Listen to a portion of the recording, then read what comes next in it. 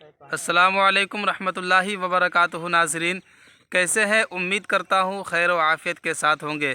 ناظرین کرام، میں پھر سے آپ کی خدمت میں کچھ باتیں لے کر کے حاضر ہوں۔ ناظرین کرام، میں ایک ایسی بات لے کر کے حاضر ہوں جس بات کو سننا آپ کے لیے بے حد ضروری ہے۔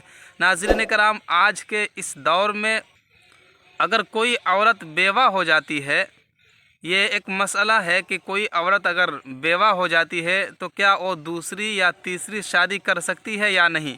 آج کے اس زمانے میں لوگ سمجھتے ہیں کہ اگر کسی عورت کا شوہر مر گیا تو اب اسے دوسری شادی کرنے کی اجازت نہیں ہے، لیکن آخر میں قرآن و حدیث سے یہ بات ثابت ہے کہ نہیں؟ آئیے میں آپ کو سمجھانے اور سکھانے کی کوشش کروں گا۔ ناظرین کرام، آپ پوری ویڈیو دیکھ کر کے جائیں، انشاءاللہ تعالی آپ کو بات سمجھ میں آ جائے گی۔ حقیقت میں کیا ہے، آئیے ہم سمجھنے کی کوشش کرتے ہیں۔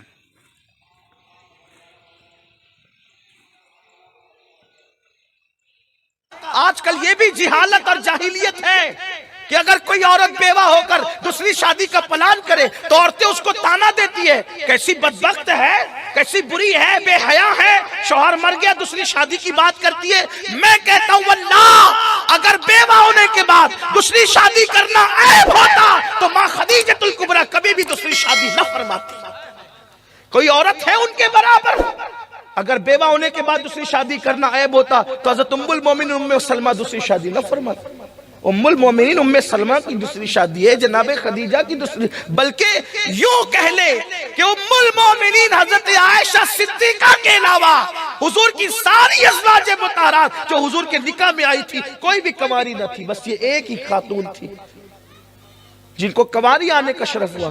تو طلاق کے بعد دوسرا نکاح کرنا یہ بھی معیوب نہیں ہے، اور بیوہ ہونے کے بعد دوسرا نکاح کرنا یہ بھی معیوب نہیں ہے، بلکہ آج کے پرفتن دور میں تو میں کہتا ہوں جلدی سے کر لینا چاہیے عدت کے بعد، اور گھر والوں کو بھی کر دینا چاہیے۔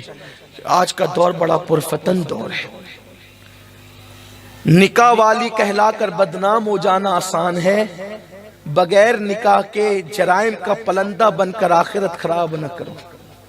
شرافت، جھوٹی شرافت ہے یہ اور کیا شرافت ہے کہ نکاح سے رک گئے اور پھر کہنے لگے کہ پھر گناہوں میں مبتلا ہو گئے، اس سے تو بہتر تھا کہ دوسرا نکاح کر لیتے، اور کر دینا چاہیے، کوئی عیب نہیں ہے۔ بے شمار مثالیں، میں اب اس سے بڑی مثال کیا پیش کروں ازواج مطہرات میں، بلکہ حضرت اسماء بنت امیس کو دیکھ لیں آپ۔ یہ وہ خاتون اسماء بنت امیس رضی اللہ تعالیٰ عنہ پہلے حضرت جعفر کے نکاح میں تھی، حضرت جعفر کی شہادت ہوئی تو ان کا نکاح صدیق اکبر کے ساتھ ہوا، صدیق اکبر کا وصال ہوا تو پھر جناب اسماء بنت امیس کا نکاح مولا علی کے ساتھ، یعنی تیسرا نکاح بھی ان کا ہوا۔ اب شرافت کی نکاح کا نام جو ہے وہ معاذ اللہ بے حیائی نہیں ہے، بلکہ کنوارے رہ کر، غیر شادی شدہ رہ کر زنا کرنا، گناہ کرنا یہ بے حیائی ہے۔ اسلام کہتا ہے جائز رستے اختیار کرو، اس لیے اللہ نہ کرے اگر کوئی عورت بیوہ ہو جائے اس پر کوئی پابندی نہیں ہے، وہ عدت کے بعد کر سکتی ہے، اور گھر والوں کو بھی چاہیے کر دیا کرے، کوئی طلاق پائے کر دیا کرے، اور وہ کہ نہیں میں تو اسی کے غم میں رہوں گی۔ میری بہن، قدرت نے اب تجھے غم سے آزاد کر دیا تو اب تم کون سا غم لے کر کے بیٹھی؟ عورت کے لیے شوہر کا غم 4 مہینے 10 دن سے زیادہ کا نہیں ہے، اوروں کے لیے تو 3 ہی دن ہے، شوہر کا غم 4 مہینے 10 دن، عدت کے جو ایام۔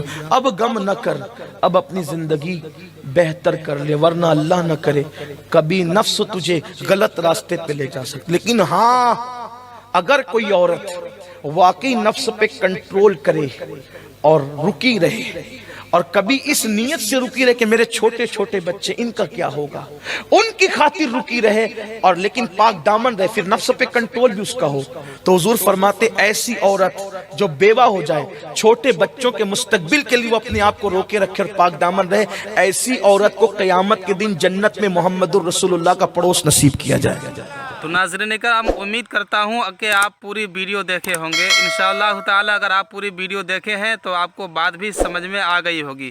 دوستو، آپ کو ویڈیو کیسی لگی آپ کمنٹ باکس میں ضرور بتائیں۔ اگر ویڈیو اچھی لگی ہو تو ویڈیو کو لائک کر دیں، اپنے دوستوں تک ضرور شیئر کر دیں، اور اگر میرے چینل پر نئے ہیں تو چینل کو سبسکرائب کر لیں۔ ملتے ہیں اگلی ویڈیو میں، تب تک کہ خدا حافظ، السلام علیکم۔